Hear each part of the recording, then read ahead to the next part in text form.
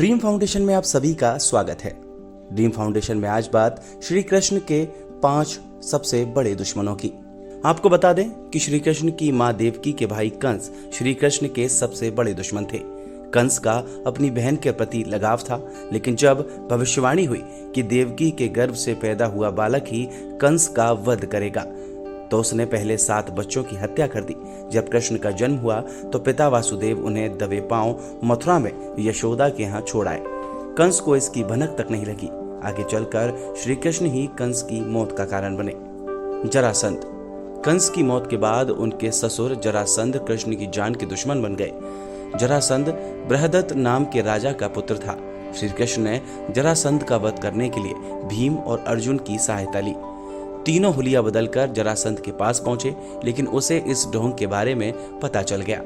अंत में भीम ने उसे कुश्ती करने की चुनौती दे डाली। भीम को पता था कि जरासंध को हराना इतना आसान नहीं है। श्री कृष्ण ने जैसे ही एक तिनके के 2 हिस्से कर उन्हें विपरीत दिशाओं में फेंका, भीम इशारा समझ गए और उन्होंने जरासंध को बीच में से चीरकर उसके जिस्म के दोनों हिस्सों को विपरीत दिशाओं में फेंक दिया। काल यवन।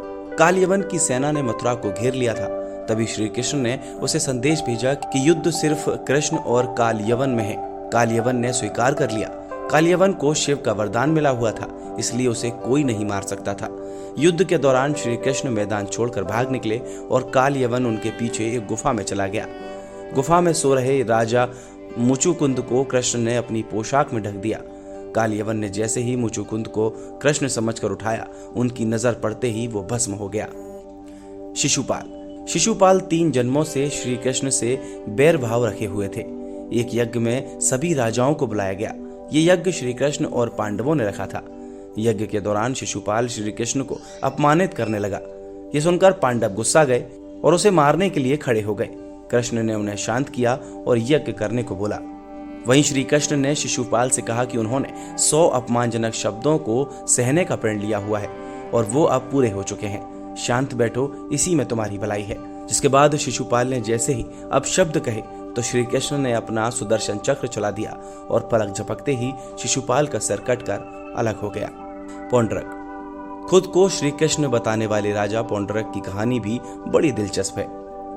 नकली सुदर्शन चक्र, शंख, तलवार, मोर मुकुट, पीले वस्त्र पहनकर खुद को कृष्ण कहता था। पौंड्रक की हर गलतियों के लिए लोग श्री कृष्ण को जिम्मेदार ठहराने लगे थे। इस बीच पौंड्रक ने श्री कृष्ण को युद्ध की चुनौती दे डाली। इसके बाद युद्ध हुआ और पौंड्रक का वध कर श्री कृष्ण पुनः द्वारिका चले गए। तो कैसी लगी ये कहानी हमें कमेंट बॉक्स में जरूर बताइएगा। हमारे चैनल को सब्सक्राइब करना न भूलिएगा। ड्रीम फाउंडेशन के सभी दर्शकों को श्री कृष्ण जन्माष्टमी की हार्दिक शुभकामनाएं। नमस्कार।